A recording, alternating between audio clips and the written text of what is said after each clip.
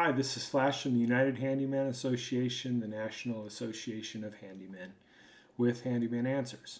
So, if you're a handyman or you support the handyman industry, you want to keep updated on different things, then hit subscribe and comment. Anytime your comments are appreciated. I respond to all comments, and I thank you for your support.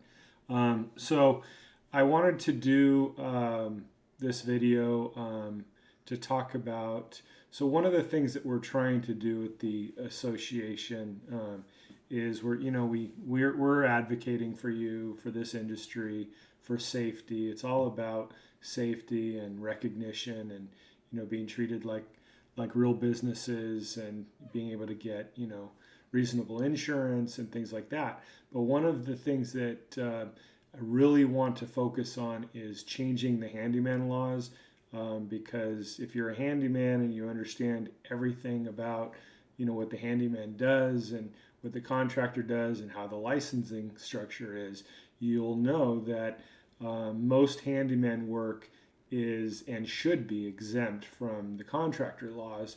So, there is no license for a general contractor. There is no license for home repair type work. So, because there's kind of this gray area with that, we believe that there should be some sort of an exemption for existing repair work, since most contractors are being forced to work illegally outside of their license to do this repair work.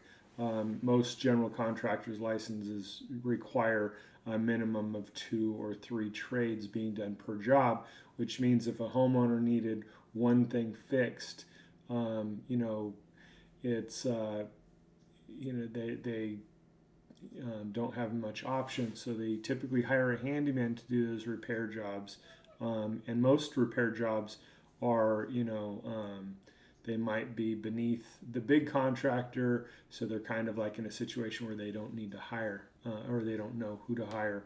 So the handyman is typically the right choice in most situations, and a homeowner will go to a handyman over a contractor most of the time anyway. But I wanted to talk about the fact that even without getting the acknowledgement of an exemption, the handyman home repair type work, if you are working within those boundaries, is pretty much exempt on its own. And the reason I'm saying that is that if you happen to be caught up in a sting, a contractor sting, and you did something that triggered that being caught, or you advertised a certain way that was wrong or something, and there are ways that you can get yourself in trouble just by saying the wrong thing, but one of the things that they have to do in processing and in charging you and in court is prove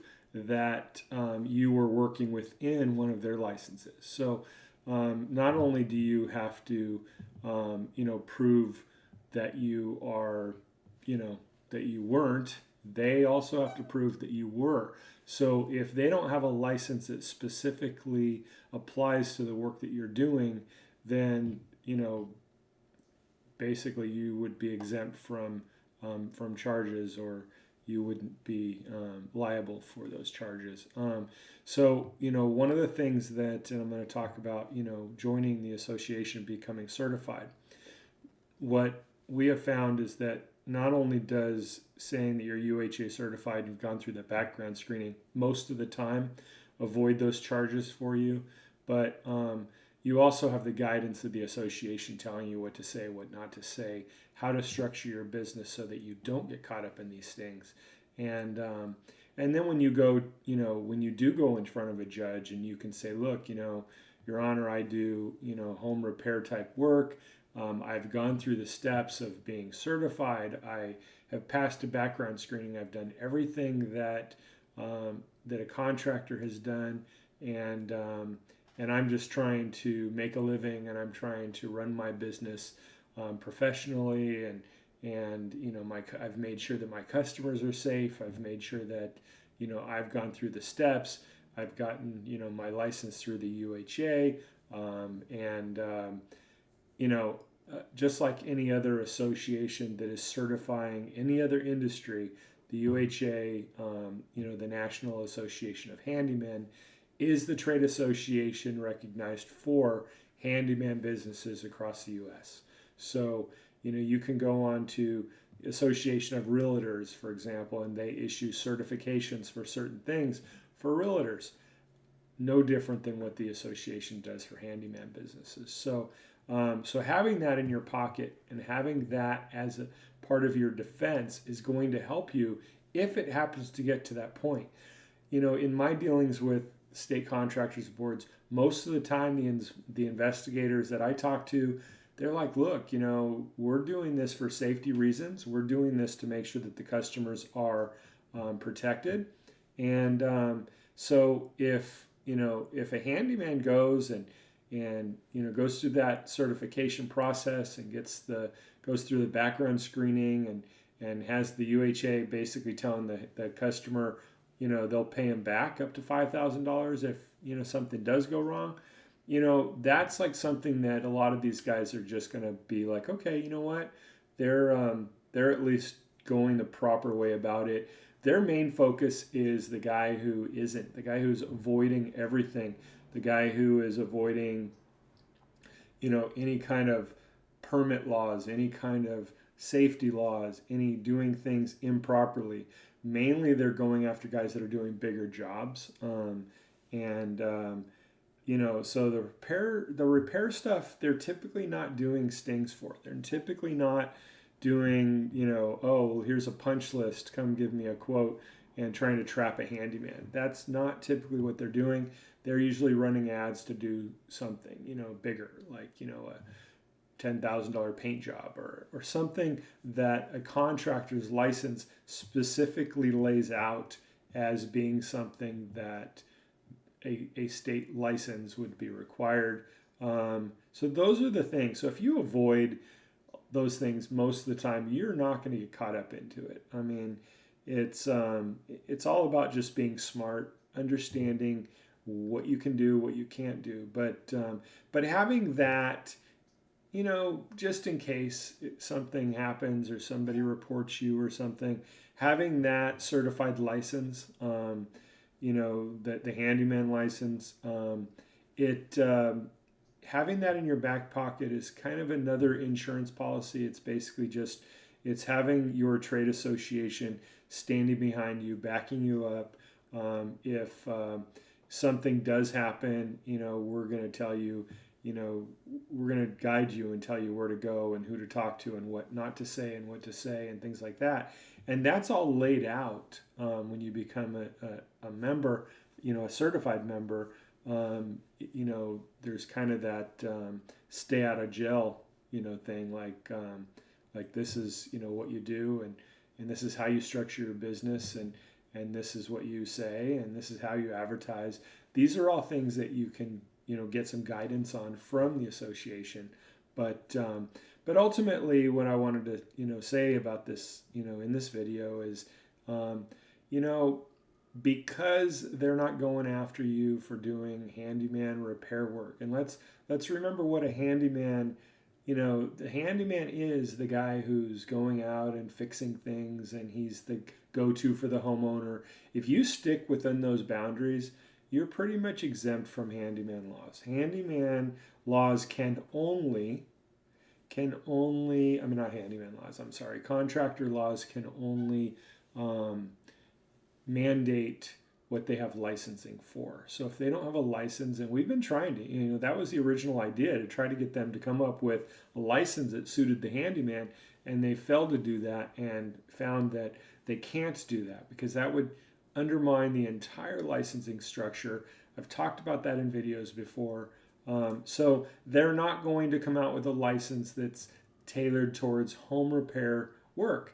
So if you stick in the boundaries of what a handyman is supposed to be, then you're pretty much exempt from contractor laws, handyman laws, um, anyway. But you've got to remember to stay in those boundaries, or if you're going to work as a contractor and you're going to be a licensed contractor, then get a contractor's license.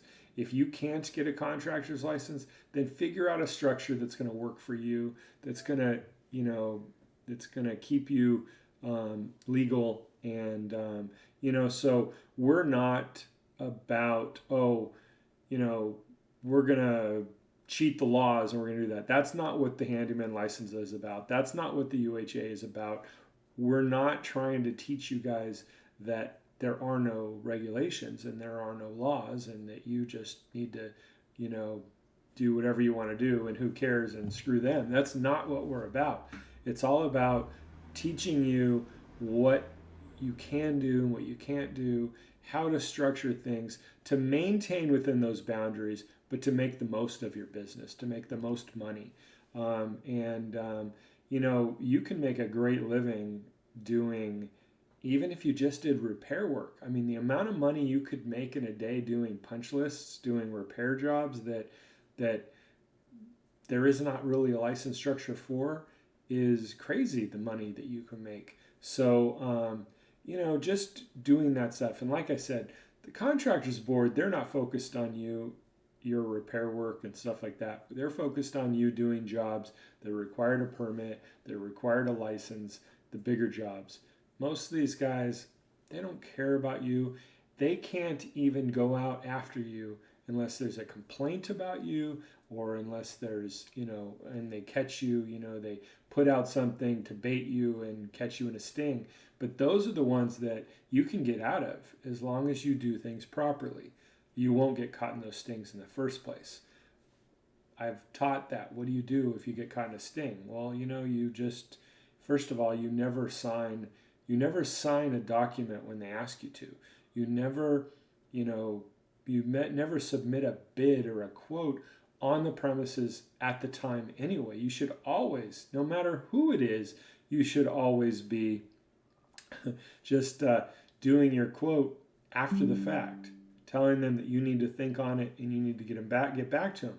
So, because typically they're going to come out and ask you to, sign your quote, and there you go. Guys come out of the other room and with handcuffs and, or whatever. But anyway, so just stay within, learn, become a licensed handyman through the UHA. Let us certify you as your trade association, and we can work together and, just have a prosperous career, a great business, and a safe industry. So this is Flash with Handyman Answers. Happy home repairs. Bye.